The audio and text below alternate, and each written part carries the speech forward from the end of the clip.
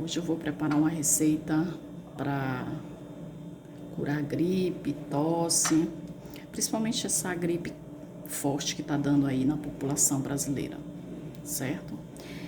Ela é ótima, essa receita. Eu vou usar mastruz, que é essa folhinha aqui. Ela já foi higienizada. Vou usar um punhado, que é isso aqui. Suco de um limão, 2 dentes de alho, uma colher de sopa de mel e uma xícara de leite. Aqui tem mais ou menos 200 ml de leite, certo? A gente vai liquidificar.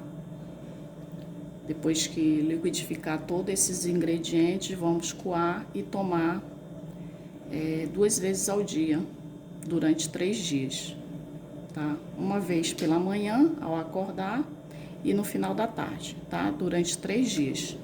Vocês vão ver que vocês vão melhorar dessa gripe de tosse, principalmente essa tosse seca que tá dando, né? Aí na população. Então, vamos iniciar a receita.